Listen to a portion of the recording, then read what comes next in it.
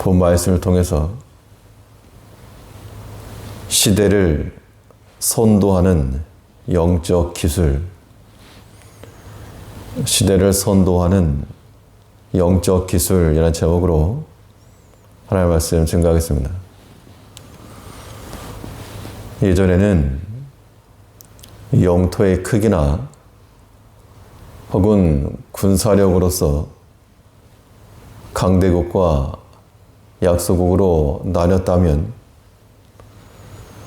지금은 기술의 역량에 따라 강국이냐 소국이냐가 나눠질 수가 있습니다.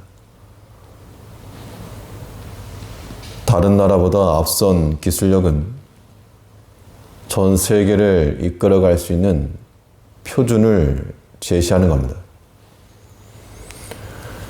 우리 신앙인들의 삶은 육체라고 하는 실체를 살고 있고 또 더불어 영이라고 하는 실체를 살고 있습니다. 이 영적 세계 가운데서 우리가 영적 기술력을 탁월하게 할 때 그때 우리는 강인한 강대국의 모습으로 살아가는 겁니다. 이것이 또한 세상을 이기는 힘입니다. 그러면 우리는 무엇으로서 이 시대를 선도하는 영적 기술을 삼을 것인가? 본 말씀을 통해 살펴보면 먼저는 하나님의 지혜로서 이 시대를 압도해 나가야 됩니다. 세상의 지혜보다 더 탁월한 그 하나님의 지혜를 가지고서 우리의 삶을 이끌어 나가는 것이 우리 신앙인들의 이기는 삶이 될 것입니다. 이러한 지혜라고 하는 것은 사람의 지혜만 의미하지 않고 하나님의 지혜요 또한 하나님께로부터 오는 그러한 사람의 지혜인 겁니다. 8절에 보면 사람은 그 지혜대로 칭찬을 받으려니와 이 사회생활하면서 사람의 지혜도 분명히 있습니다.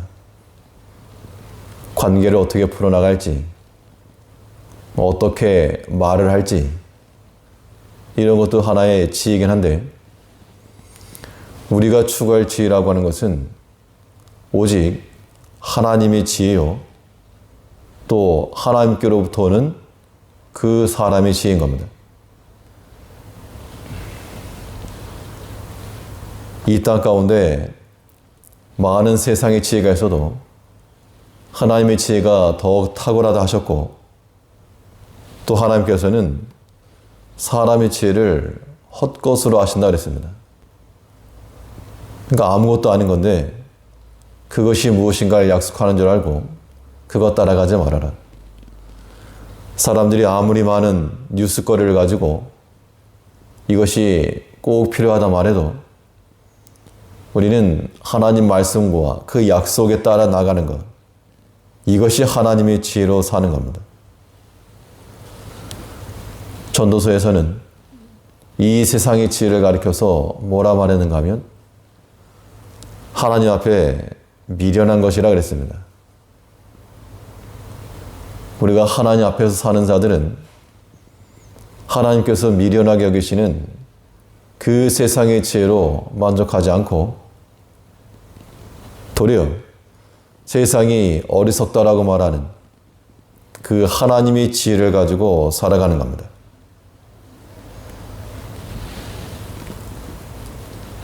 세상은 말하기를 믿음으로 사는 것은 비천한 일이요 이거는 영광스럽지 못하다라고 말을 해도 하나님께서는 낮은 자를 높이시는 하나님이시요 진토에 있는 자라도 높은 자리에 놓으시고 걸음더미에 있는 자라도 영광의 위를 얻게 하시는 하나님이라고 그랬습니다. 이제 우리 자신을 어디에다 맡길 것인가? 우리를 하나님께 맡기고 그 하나님의 지혜에 따라 살아가는 것, 이것이 우리 개인의 삶을 바르게 인도하는 길이며 또한 이 영적 질서를 따라 하나님 앞에 나아가는 길입니다. 하나님의 지혜라고 하는 걸 어떻게 구할 것인가? 하나님의 지혜는 하나님께 가까이 나가는 자들이 얻을 수가 있고, 사람도 가까이서 보고 듣는 것을 통해 지식과 지혜를 습득하는데, 하나님을 가까이 하면 하나님의 마음이 어떠하시고 그의 일을 이루시는 방식이 어떠하신지 보고 듣는 것이 그 지혜를 깨닫는 겁니다. 또 만일 지혜가 부족할 것 같으면 구하라 그랬습니다. 야고보서에서 너희 중에 누구든지 지혜가 부족하거든 모든 사람에게 후히 주시고 꾸짖지 아니하시는 하나님께 구하라. 그리하면 주시리라. 우리가 지혜가 없다라고 말할 때 하나님께 구하면 주신다 그랬습니다. 이제 우리가 세상의 것, 아무튼 우리가 세상의 것 추구하려고는 마음을 많이 씁니다. 생각도 많이 하고 계획도 2차, 3차 앞으로의 계획도 잘 세워놓지만 우리가 하나님의 일에 대해서는 무관심한 그런 경우가 많다는 겁니다. 이것으로서는 결코 영적 강국으로 살아갈 수가 없습니다.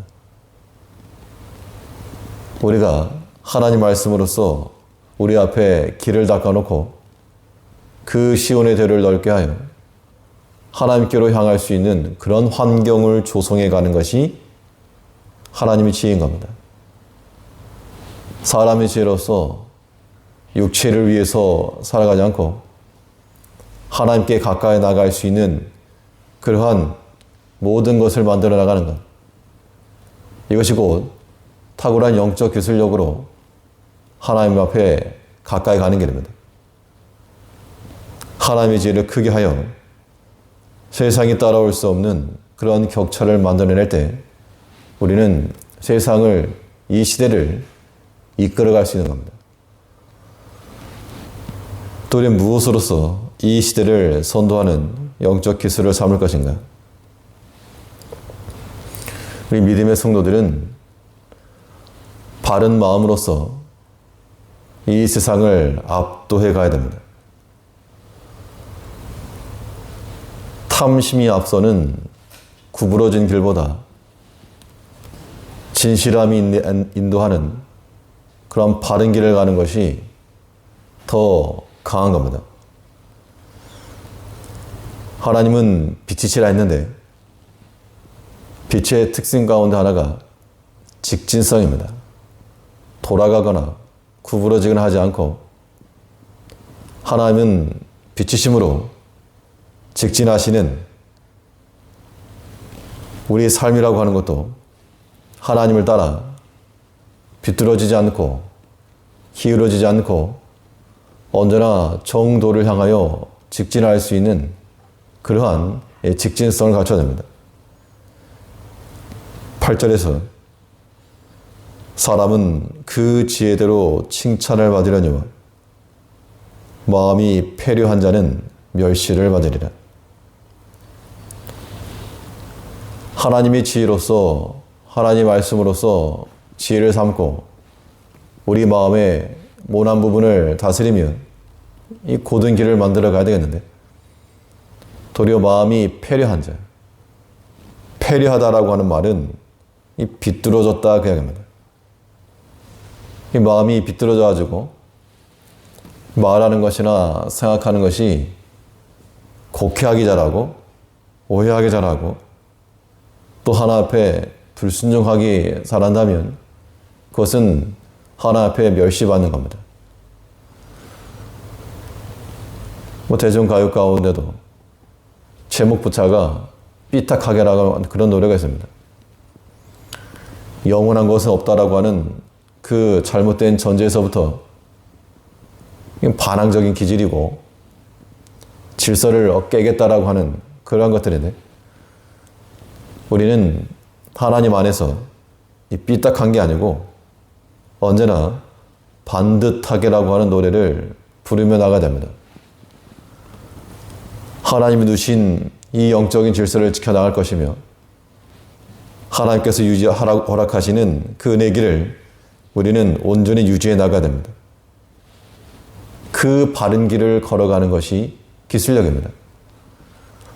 하다못해 도로를 하나 만들어도 직선으로 터널을 뚫든지 다리를 놓든지 직진하게 하는 것이 고도의 기술인 것처럼 우리 마음이 하나님을 향할 수 있도록 세상의 것을 뚫고 나가기도 하고 혹은 위로 건너가기도 하여서 하나님께로 향한 바른 마음, 그러한 직진성을 갖춰 나가는 것이 필요합니다.